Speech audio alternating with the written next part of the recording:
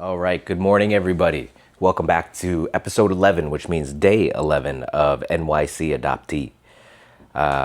If you are new to the channel, this is an exploratory daily vlog that chronicles my journey through my identity as a Korean American adoptee, as well as just me trying to get out of this stage of stuckness and frustration and depression and kind of inability to move forward. I'm really just stuck in life right now.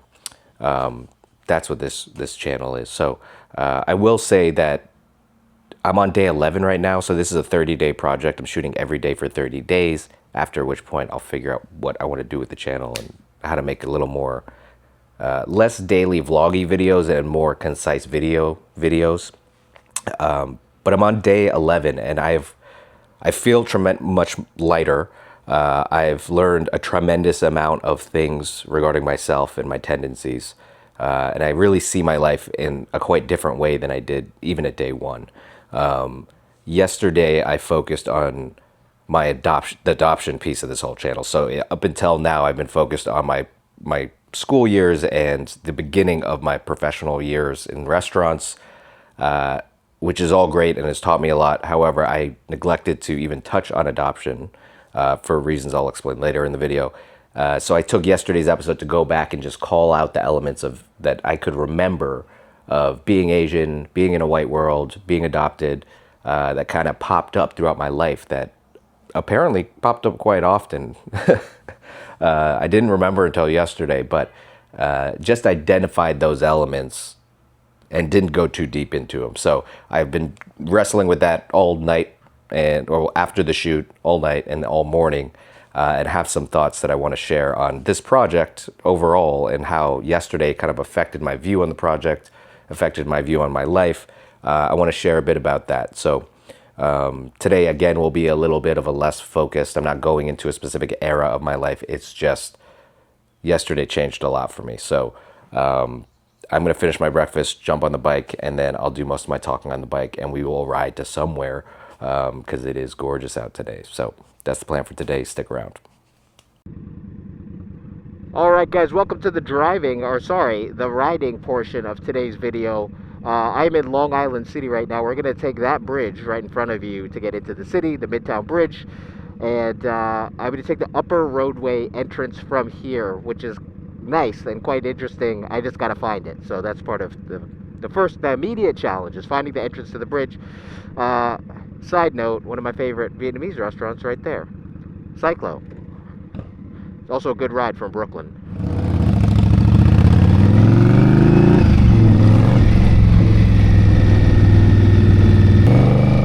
Super gorgeous out today, like amazing. Yesterday was cool, but today is amazing.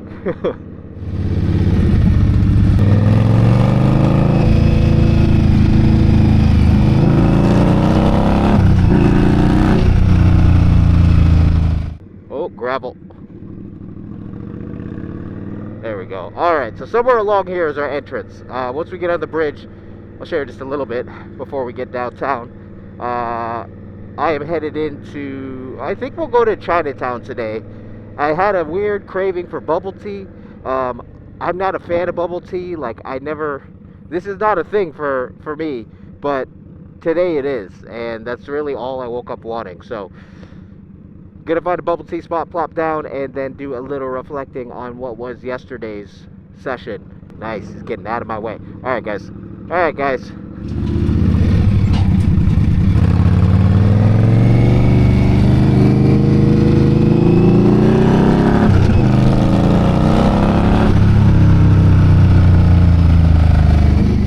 Oh shit, really bumpy.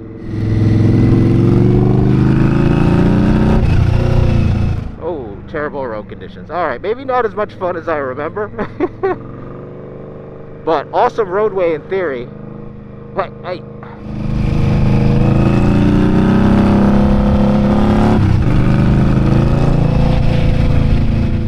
Look at that entrance to the city. What a beautiful view. You cannot beat that.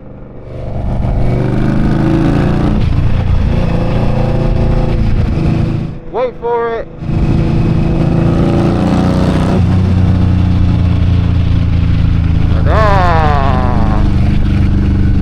Tell me that's not awesome.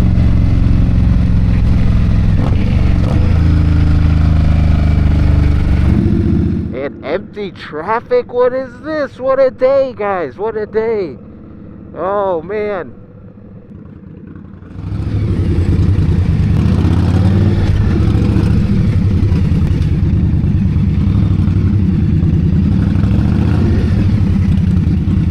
Once we get over to 5th Ave, we'll jump into the conversation.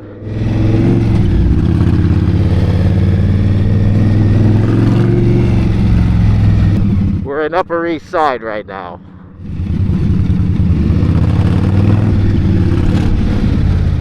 Alright guys, we're on 5th Ave.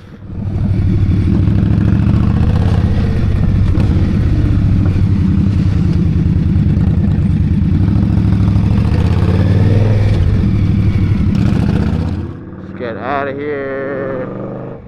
There we go. Alright, we're in the clear. That little area is just absolutely awful every time. But beautiful scenery, beautiful day, so can't complain. Today I wanted to reflect a little bit on yesterday's video, only because it was really pivotal for the channel and also for my journey.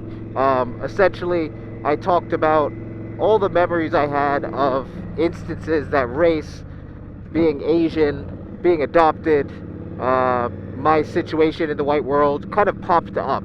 And it was a difficult one for me. Like, that was not an easy one. The other videos I've done, which are much more linear and much more focused on just tangible things that happened in my life, it was a little more graspable, a little more readily identifiable, because it was just looking through my memory.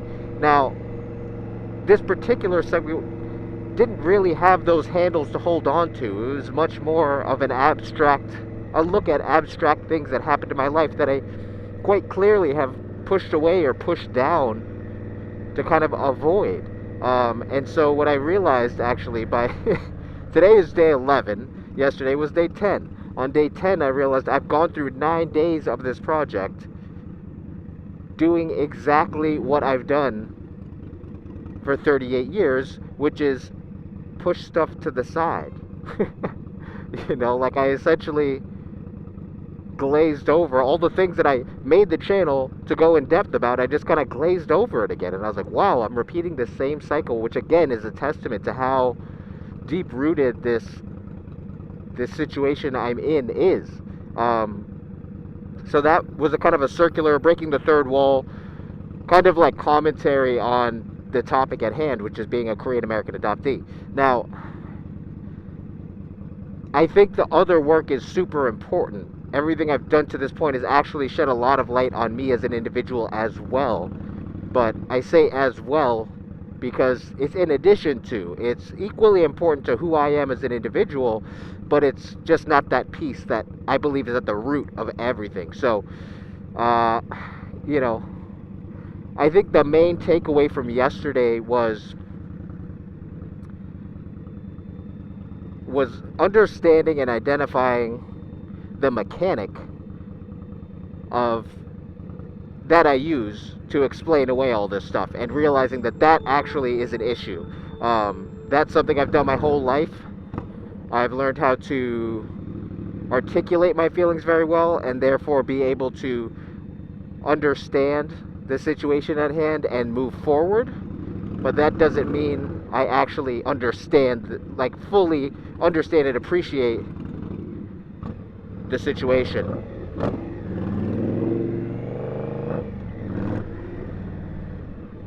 Those are two separate things.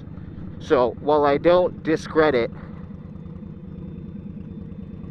I am not discrediting my ability to grapple with these things and articulate them. I am saying that that is one piece of the problem, and the other part is really allowing myself the space to feel and breathe my emotions and really my situation as an adoptee. So that was the biggest takeaway from yesterday. I have not still tied together all of, and like found the motive behind all the different situations that I listed regarding my Asianness and my status as an adoptee in my past. So I'm gonna let that be and kind of move forward a little bit. But I think it's interesting to see how all these things line up, And once we get downtown, once I get out of this madness, I'm gonna sit down, have some bubble tea, and we're gonna try to draw out the individual paths that are happening in tandem in my life, and see how one might have led to the other, or how they kind of support one another, or I don't quite know how they interact yet, but I'm hopefully going to map that out today on this video. So that's going to be this video. Oh my god, terrible, terrible, terrible, terrible.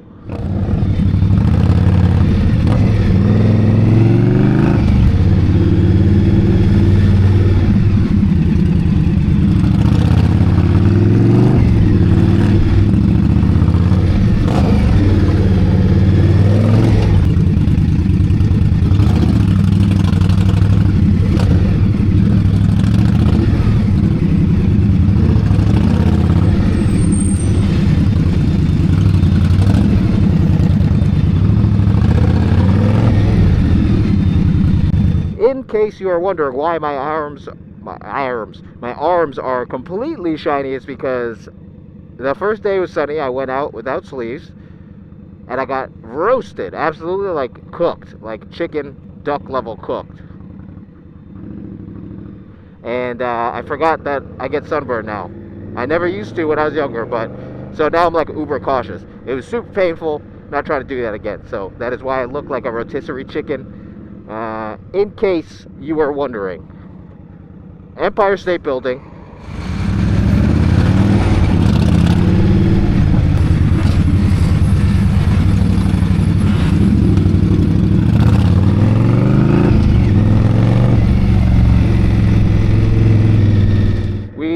That's the Flatiron Building. There we go. This is a better vantage point. Madison Square Park, Flatiron Building. Italy is over there, which is less of a landmark, but something people come to New York to do. And then straight down, Washington Square Park, and beyond that, Chinatown. Well, Soho, Chinatown, Little Italy, etc., etc. All the interesting stuff in the city down that way, in my opinion.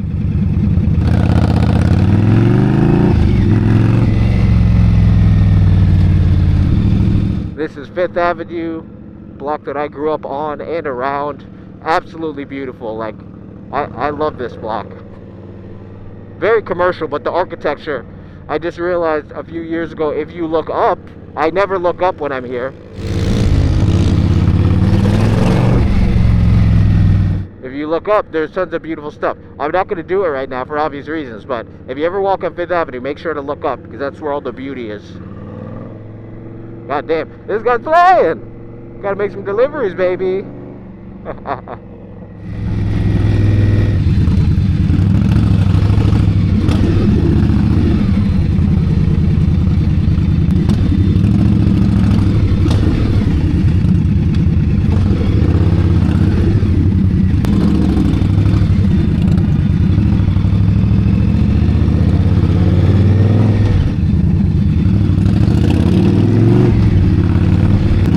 Right there, I was right. Yeah, T. That's a T spot for sure.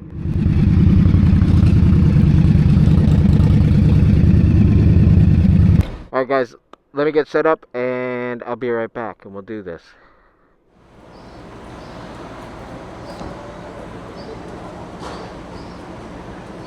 Woo! I friggin' love Chinatown. Just so much life. Alright, hopefully I don't get a ticket. Oh, hey, how you doing? Could I just get a black tea, a bubble tea? Black milk tea? Yeah, black milk tea. Thank you so much. Appreciate it. All right, guys, super excited about this guy. I haven't had bubble tea in a minute, so I'm gonna set him on the bike, and then I'll get with you. I'm actually gonna move the bike because it's super sunny. Hold on.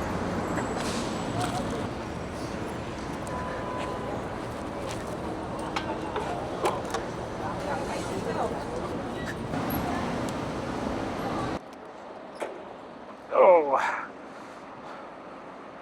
Frame's good. There we go, guys. We're rolling here.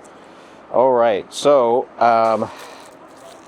Look at this. The packaging. The Asians just, they get it. They get it. Can do that.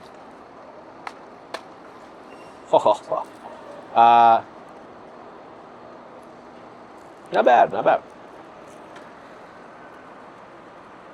So, today I kind of wanted to lay out the different lines. It's repeating. I want to lay out the different lines of the different paths I've been exploring, and then figure out kind of how they interact with one another. Because I think, despite me not having mentioned adoption until like episode 10, I think the work done previously was super important. I also think yesterday's work was super important. And I think they all kind of build on one another. Now, I was a little misguided when I thought that I had to wait until pivotal moments later in my life to explore adoption and look back. Because what I had realized is the memories that I have of specific events where I blew up or I fell apart or very big pivotal moments in my life where I identified that adoption was in fact an issue. Those were just the manifestation of a lot of other experiences that essentially bubbled up and boiled over. So I kind of latched onto those two examples. However, there were many other subliminal, subtle things going on throughout my life that I have done a very good job at kind of suppressing and keeping down. So part of yesterday's work was bringing those to the forefront.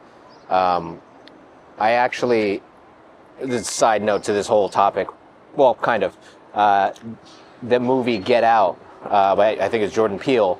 I remember loving that movie and feeling that I really connected to it. Again, it was about black people and black lives, so it wasn't anything to do with me, but that notion of subtle racism really struck a tone with me, I think, and I think I found that quite interesting. So I think I identified that when the movie came out too, but that I realized yesterday is more of what I'm looking for in my past rather than the overt, me exploding because I didn't feel like I fit. It was more so the everyday, kind of every year thing that reminded me I was Asian or adopted. So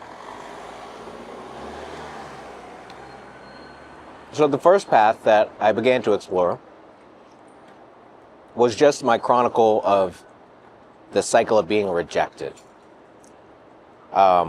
So that's everything from grade school to college to really the end of that phase, seemingly so, was restaurants. So right up until my first serious restaurant. But that whole path I kind of traveled down, as you all watched if you're a continuing viewer, and realized that it was a repeated pattern of trying to fit in, not fitting in, and then finding a secondary means to fit in, which in fact was not representative of who I was. It was in fact a character I was playing, whether it be the film guy, or it be the wine guy, or it be, in college, it was more so like the cool Asian from New York guy. There was a persona or a thing that I played to get the social acceptance that I couldn't get by normal means, or what I considered to be normal means, which was in high school, it's just having grown up with kids and been in the same social circle forever. In film school, it was being a dedicated film student, right? So it just helped make sense of me not having a particular group, me not feeling close to any body of people, and instead of it being, I think until this point, I felt there's something wrong with me and I'm innately not supposed to fit in with people. Like I'm a lone wolf, right? But I don't think that's the case, and I don't think that's the case for most people. I think there's, not that the onus isn't on me, but my takeaway from all of that was that I was approaching this the wrong way. And just because of the circumstances, different circumstances, the normal way didn't work for me. So I'm not saying poor me and like everyone has it so easy, but what I'm saying is just I so happen to continually try to break into new friendship groups because of where I was situated. And then I took to another means, which was not the right way. That part was 100% on me. So it helped explain my actions, the motive behind my actions, also couch those decisions in a not sympathetic, but an understanding light. Not too hard on myself, but also not too lacking of agency. It allowed me to look at those patterns and say, oh, this makes sense. And no, it is not just you as a general statement. It's you in a combination with these other things. So just understanding that mindset and that pattern took a huge burden off my shoulders. And I feel at this moment, day 11, I feel a little lighter is how I would describe it right now. I just feel lighter. And then yesterday, so that's one path, right? That's the path I started down. Then I'm kind of shifted paths, and as of yesterday, started looking at my adoption. So I went back over that same period of time and started trying to remember any issues with race that popped up. And there were actually a ton, like when I went through. I kind of summarized. Oh, shit. I'm sorry. It's so good. In the video, I summarized with general concepts because I didn't want to list like 50 different instances in which I had to announce that I was Asian because I just felt awkward about it or something. I just kind of umbrellaed that by saying there were times, right? So I had about 5 or 6 bullet points, and each of those are representative of consistent themes in my life and things that stood out to me as having to do with my race and being kind of noteworthy in my head. Although I did not pursue those things at the time, I remember putting a pin in those. So I opened that door yesterday, and I found a bunch of examples, but I also kind of questioned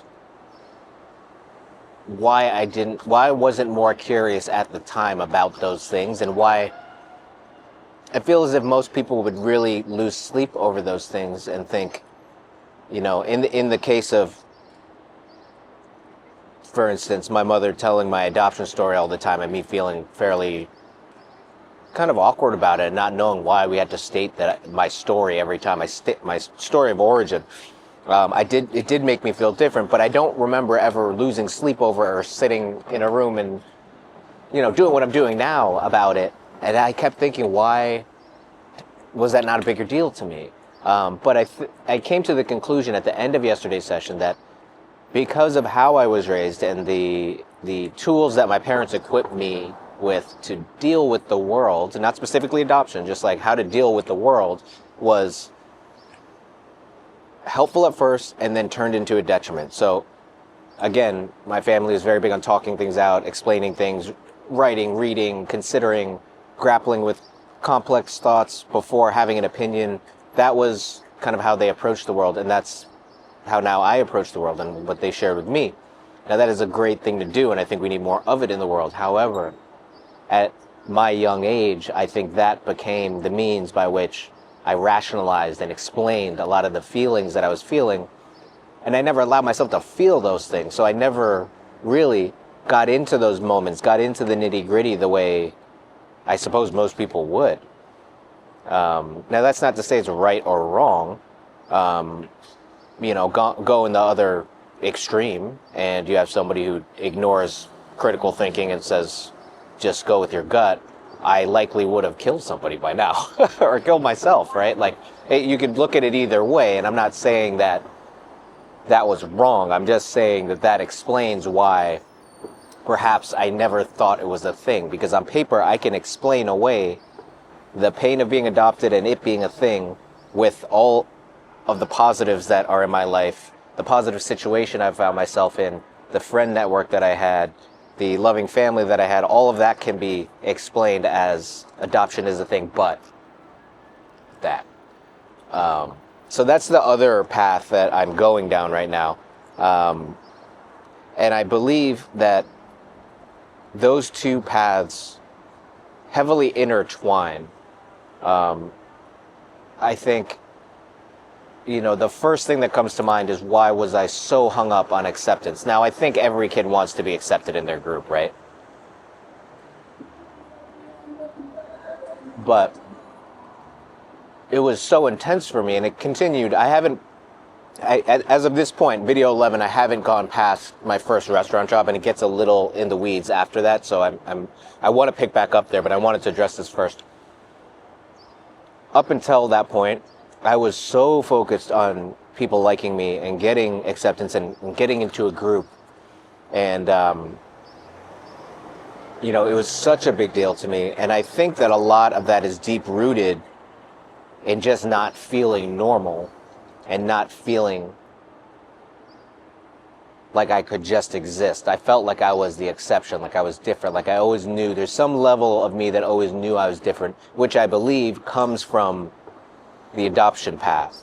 So here's where my brain's at right now. I think obviously the adoption was the first thing that happened in my actual life. So that is the cornerstone. That is the ground zero. I think that set the ground on which the insecurities grew that led to that cycle that I have now tracked throughout my school years and my young professional years.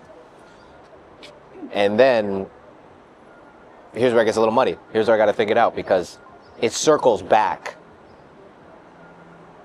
Because I did not address the adoptee issues early on, and it caught me fairly blindsided, right? Like so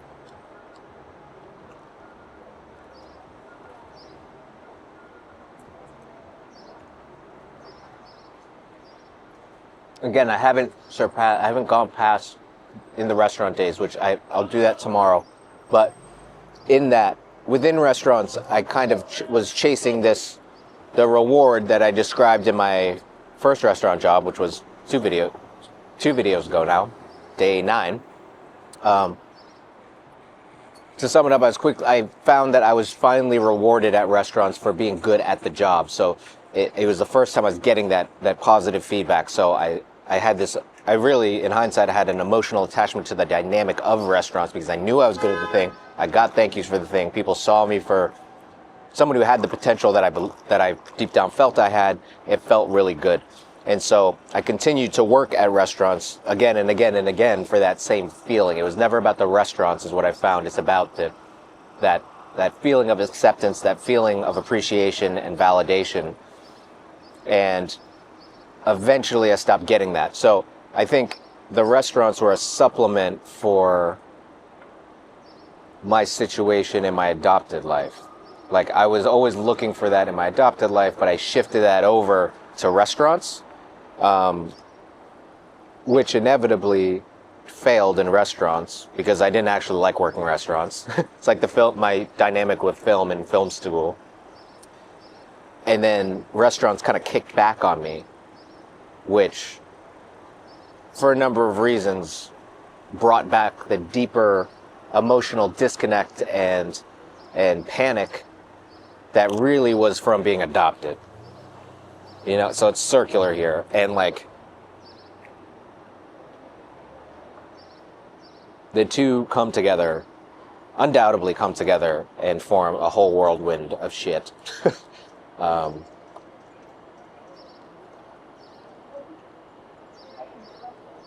then there's the last piece of right now, mental exhaustion and fatigue and kind of throwing my hands up. The phase I was at right before I started this channel and right before I made that first video, the declaration of what this channel is, and I feel so stuck, right? I was like, I cannot work in a restaurant again. I went on a couple interviews and literally tanked them, arguably purposely. It was just like, I don't even want to take this job. I don't know why I'm here. And then the thought of any other pursuit, any other interest is just like zero. And I'm like, there's no way that's possible, but I literally don't want to do anything. And I'm kind of coming out of that, like I'm in a lighter place so I can kind of lightly entertain the thought. A good friend of mine I had a conversation with this morning on the phone, and a long conversation, and at a certain point, that person said, maybe you should consider being a therapist or being a clinical social worker. And I thought about this before, and this was the first time I was like, perhaps I could. I'm not quite ready. Maybe I'm a couple days away or weeks away, I don't know, but I'm not quite ready to start opening web pages and start looking at schools. I'm not there yet, but just the thought of maybe I could. That is virtually unheard of for me in the past 2 years. So that means I'm getting somewhere. not solved, but I'm getting to where I can potentially jump off from. So this process is working, and I feel at a good place.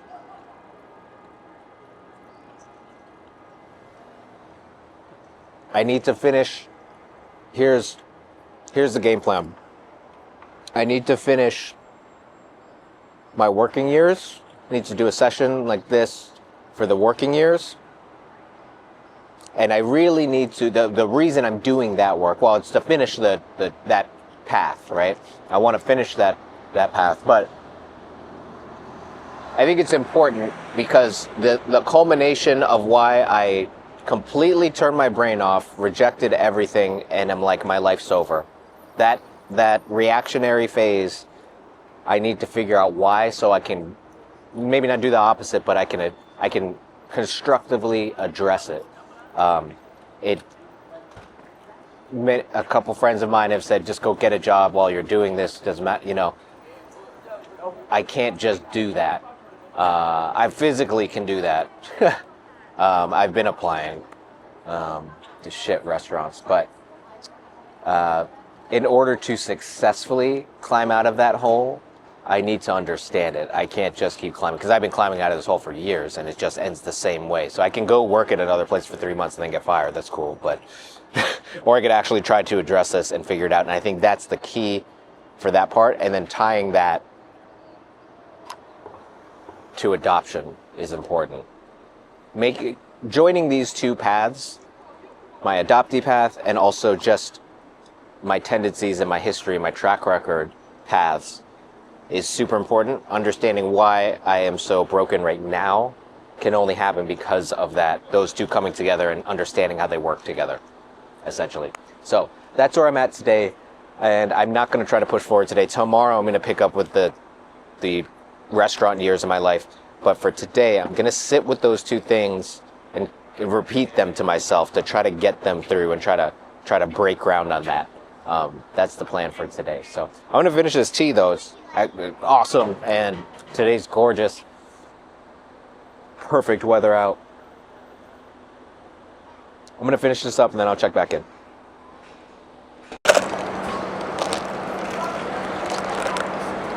I'm almost ready to take off. I couldn't figure out how to get the rest of the bubbles out, so I had to fucking panty poke the cup.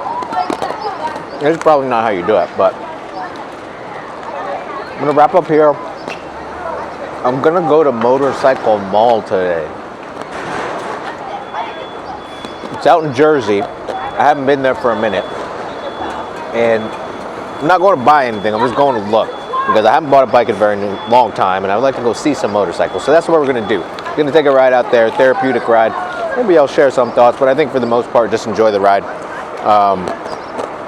That's what we're going to do today. Then I'm going to go home and edit this and do a little writing and get back in this. But I need a non-adoptee related day, so that's going to be the plan.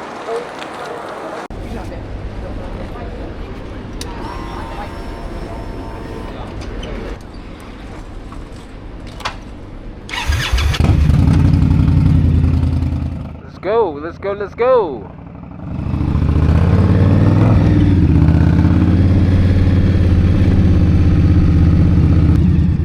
Come on!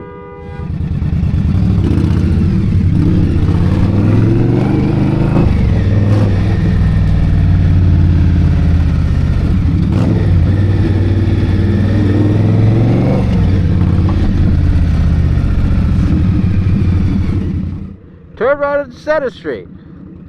There we go. The Tiger, very popular Southeast Asian restaurant.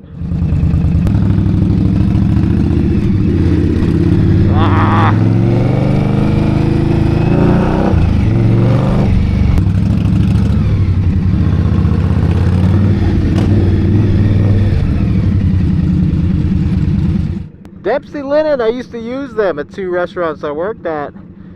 Oh man, it's funny, I see all these trucks and it's like I've really seen like the underside of New York.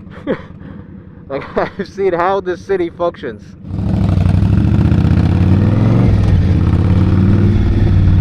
Restaurants, construction, Amazon. Motorcycles a little more niche, but dealerships. Bunch of odd jobs. When I get older, I'm gonna have an interesting resume for holding my grandkids hostage and forcing stories down their throat. At least it'll be entertaining.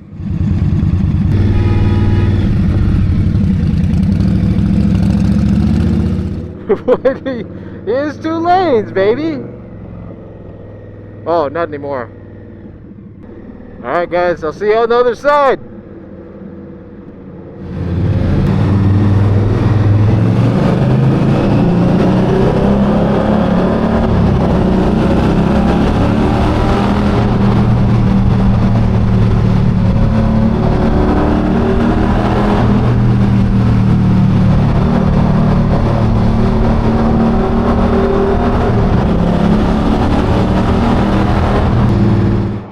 ND filter on, so I don't know if you're gonna see any of this, but the ride feels amazing in here. Can feel my exhaust in my chest. Oh shit, in the back of my head. Wonderful, wonderful, wonderful.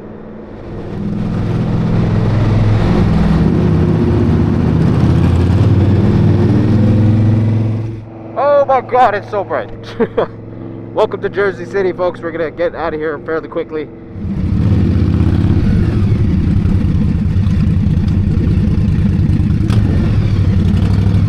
There we go. I saw Hurley Durley behind me. He's got a backpack today, so he's still probably gonna smoke me.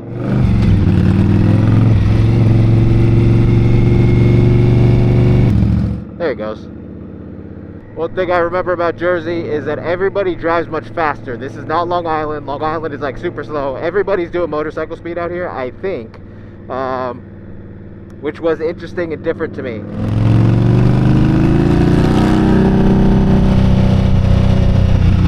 It's such a refreshing pace. So much start and stop in the city and even in Long Island. Like sometimes you get an open road, but out here it's pretty much everybody's moving at a clip. Except for there.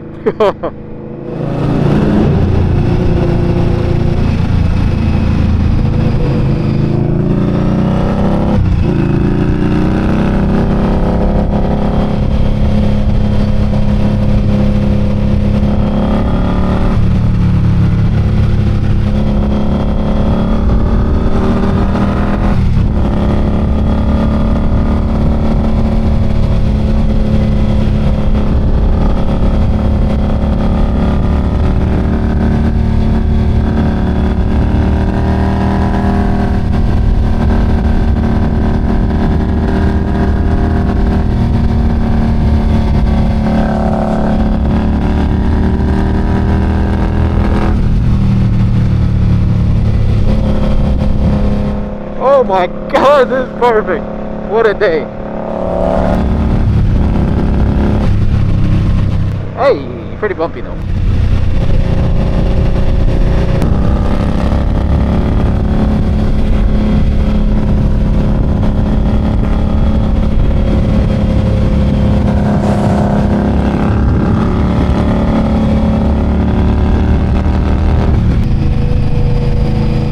Too bumpy to go fast.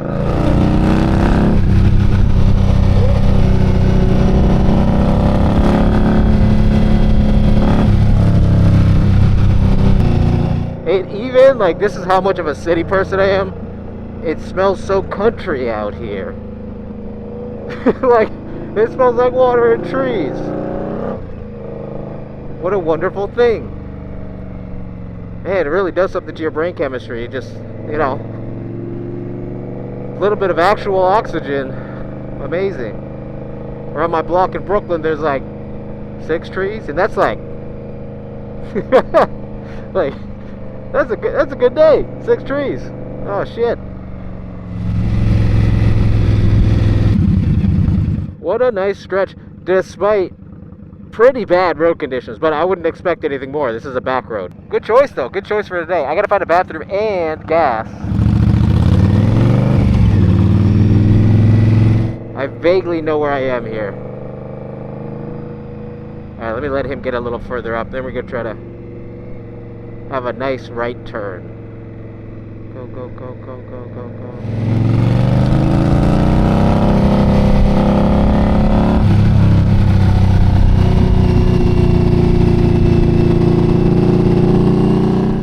Oh, yes, that was great. I fucking love that. That was, man, if this could just be empty over here. I wonder how many of these gravestones are for motorcyclists. Man, I come back this way. Now I kind of know this route like the back of my head, you know?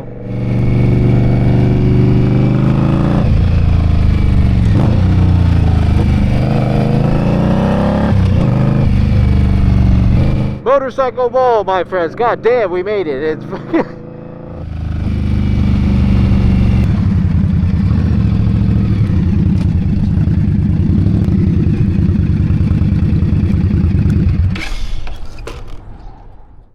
all right, guys. Here we are, Motorcycle Mall.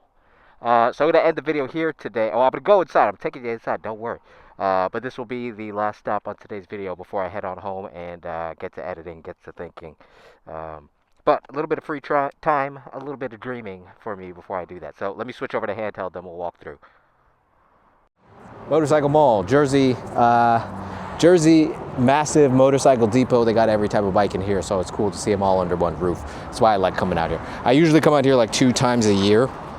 It's not really a thing, but I enjoy it nonetheless. I get to dream a little bit, you know? Yeah.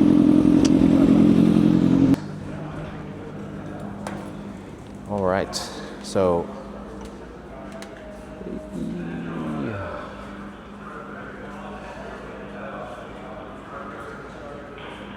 I don't even know where to start. This is always my problem. I just end up doing a couple of laps. I'm looking at, because realistically, if you know me, I would go through a bike a year if I could. I like sport bikes, I like ADV bikes, I like small bikes, large bikes, all types of bikes. I just want to ride all the bikes. So everything looks enticing in here. Kid in the candy store type of setup. So let me do a loop.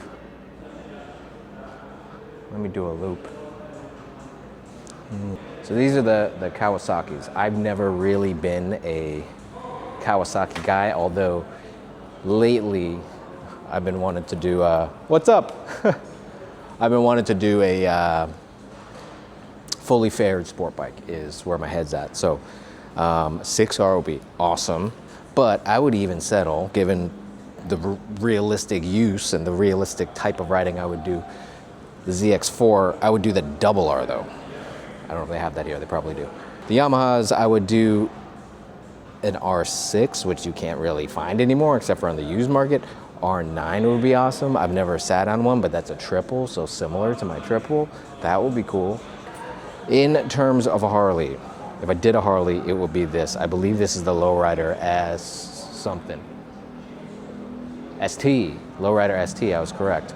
This is the setup I would absolutely love for a cruiser.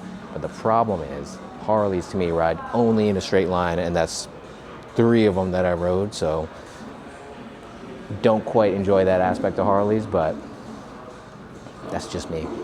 They definitely take the cake when it comes to the visuals and how the bikes are designed. I think they're absolutely beautiful. Here's the Gixxer. They only have one Gixxer though, and then the Hayabusa, this godforsaken muscle machine of madness. It's like a fucking bug. Aprilia Tuono, another dream bike of mine. I think I mentioned that in one of my other vlogs. All right, guys, enough of that. This is not what you came for, but this is where I enjoy spending time when I want to dream a little bit. It's also a really nice break from the heavy lifting, mentally heavy lifting I've been doing. So this is kind of my treat, my reward. I can't buy anything, but I can look and I can dream. So I'm going to spend about another probably 30 minutes in this place, just circling around, looking at bikes, and then I'm going to head on home. Thanks for joining for today's episode. I really need to get out, try to make some connections, try to breathe a little bit, try to, just have a different type of day than the ones that I have been having. God damn, so many bikes, so much potential. Thanks for tuning in. I will see you guys on the next vlog, which will be filmed tomorrow. Peace.